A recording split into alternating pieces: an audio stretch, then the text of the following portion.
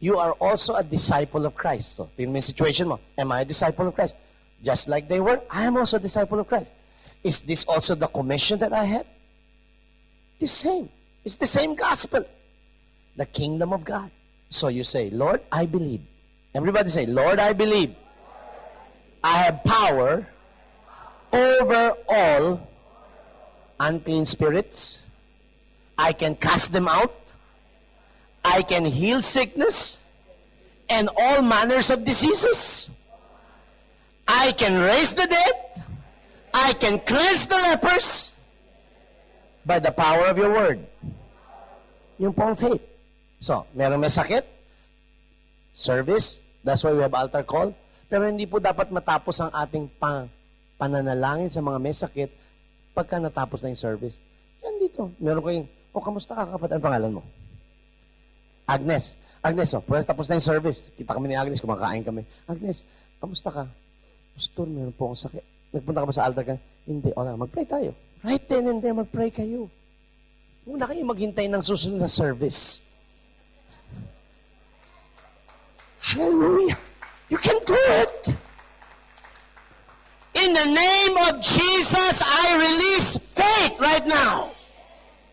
Okay. And ito pong final. That's why you have to have more of the Word of God. That's how you grow in faith. And secondly, you need to know Jesus more. Jesus is the ultimate Word of God. John 1:1. In the beginning was the Word. And the Word was with God. And the Word was God. He was in the beginning with God.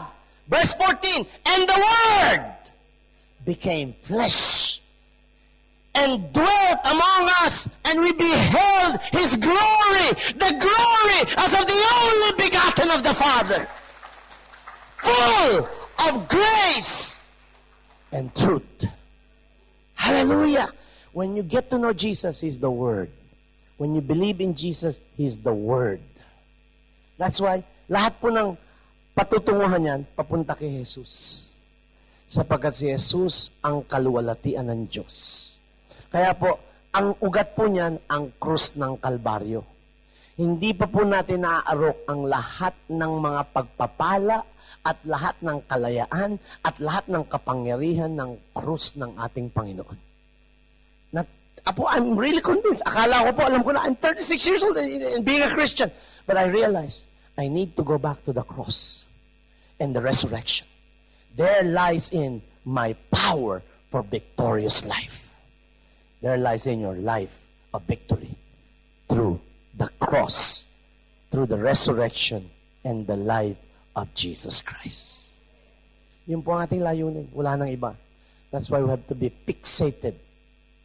We have to be focused. Hebrews chapter 12, verse 1. Let us run the race. Fix our eyes on Jesus, the author and finisher of our faith. Basahin niyo po ng basahin ng mga Biblia ninyo. Huwag po kayong hihinto ng pagme-meditate. Listen to sermons. Kunin niyo po yung mga outline na tinuturo ng pastor natin dito. Sapagkat in your time of difficulty, rather than confess your circumstances, which is an agreement to the enemy, to make you fear, to intimidate you, to make you afraid, put your trust in God who loves you with an everlasting love, who knows no boundary, who no one and nothing can separate you from. The Bible says, Romans 8:37 to 39, it says, for we are more than conquerors through Him who loves us. And Paul said, for I am convinced, I am persuaded that neither life, nor death, nor things present, nor things to come, nor any other created being shall be able to separate us from the love of God, which is in Christ Jesus our Lord. Yung po ang pinakamalaking revelation ng isang Christian is to know that God loves him. Galatians 5:3, faith works by love. That's why I'm telling you, get rid of your fear. God has not given us a spirit of fear, but of power and of love and of a sound mind. Ang pagiging loko-loko, hindi po galing sa Diyos. Madness is the spirit of insanity. Cast it out. pagka nalilito ka, sabi mo, I don't need this confusion. You're not my friend. I am sane in the name of Jesus. I am sound in my mind. I discipline my thoughts. You can do that. Can we all stand to our feet? Amen. You have faith? You have faith? Okay. Beginning in faith. Very easy.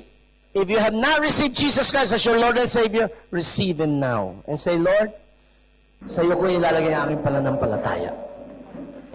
Ikaw ang aking Panginoon. Hallelujah. Itaas po natin ang ating mga kamay sa Panginoon at magpasalamat po tayo sa Kanya sapagkat Siya ang balon ng biyaya. Siya ang balon ng pag-ibig. Siya ang bukal ng buhay. Wala nang iba. Ang Panginoong Hesus lamang. Lord, hinihiling ko po sa hapong ito, sa tanghaling ito, na ikaw ang magpahayag sa iyong mga mahal na anak. At Lord, sa mga aming mga bisita, Panginoon, na unang-unang pagkakataon nilang maparito, Panginoon. Lord, pagpalain mo sila. Lord, nawa naging isang inspirasyon, Panginoon, ang aming pinangangaral sa kanila. At Lord, sa mga kapatiran na matagal na nananatili sa iglesia, Panginoon. Lord, bigyan mo kami ng spiritual breakthrough. Breakthrough in our faith. Breakthrough in our lives. Breakthroughs in our families. Breakthroughs in our businesses. Breakthroughs in our work, our labors, Lord. Breakthroughs in our ministries, Father. Sa mga maglilingkod dito, Panginoon. Salamat, Panginoon, sa mga katapatan, Lord, ng generation nila Kay, Panginoon, nila Deo, Panginoon. At Lord, ng mga kapatirang nagsilbing haligi ng iglesyang ito, Lord. At lalong-lalo na, Panginoon, sa iyong mga lingkod, Panginoon, si Pastor Lito at si Pastora Ladora, Panginoon. At si Sister Edith, Lord, at lahat ng tumatayong kasama nila, Panginoon. Pagpalain mo sila, Lord. Lord, gamitin mo po ang iglesyang ito, Panginoon, na maging haligi ng iyong pananampalataya. Maging haligi ng iyong kaluwalhatian dito sa Milano, Diyos. At gamitin mo, Panginoon, ang bawat isa sa amin, Lord. Mula bata hanggang matanda, Panginoon, na ipahayag at ipamuhay ang kaluwalhatian ni Jesus. Lord, salamat, Panginoon, na Ikaw ang Diyos na nagpapatawad at nagpapagaling ng aming mga buhay. Lord, sa mga tao, Panginoon, na nag-struggle. Lord, merong mga problema, may mga suliranin, may mga circumstances sa buhay. Lord, we speak the word of God in their circumstances now. If God gives you a promise, you speak the promise. Perhaps, kung nag-uulang ka, ang word lang ng Diyos sa iyo ay, Jehovah Jireh! Hallelujah! The God who provides! Siguro meron kang sakit that you're battling with a sickness. Maybe the only promise of God in your life is Jehovah Rapha. Maybe the promise of God to you today is, by His stripes, I am healed. Shikoryaba sa katakaran. Maybe you're struggling. Meron kang problema sa yung personal thoughts and life at emotions mo. Maybe you're getting depressed. Doesn't matter what your circumstances, but deliverance is in Jesus. You call on the name of Jesus. You say, Jesus, set me free. For Jesus said, He whom the Son sets free is free indeed. Jesus of Nazareth will set you free today. Whatever your needs. Maybe you need restoration in your life. Kasala ka, hindi ka na ng tawag, nagsisi ka na, but you want to be restored. You say, Lord, you are the restorer of my life. And maybe ang iba sa inyo rito natatakot pa to step out in boldness with your faith. Today, I charge you and I command you in the name of Jesus, be filled with the Holy Spirit. Receive it right now. Hallelujah. Shakaradabasatakataraya. Receive the Holy Ghost right now. Receive the power of God right now. Receive the kingdom of God right now. Whatever your needs may be, God is setting you free. God is meeting that need. God is answering your prayers. Hallelujah. Put your faith in God who loves you. Say, Father. Everybody say, Father. Thank you for your love. Thank you that I am your child. That I belong to you. And I belong to your family. I put my hand in your hand because I trust in you. Hallelujah. Come on, trust in Him. It's faith. Let faith be ignited in your hearts right now. I trust you, O Lord. And I will fight the good fight of faith. I will overcome. I will win the race. I will discipline myself. Oh, we worship you. Come on, just worship Him. Just worship Him in spirit and in truth.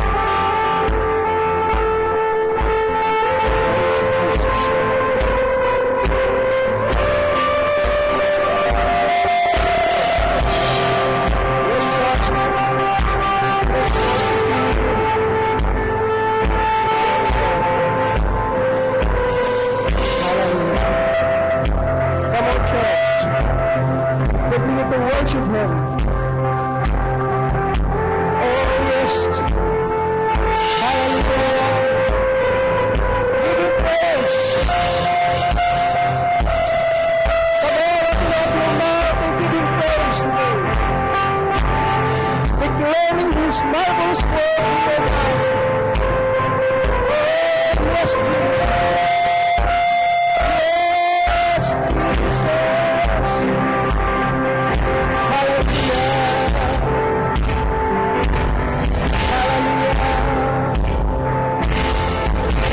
Yes, Jesus.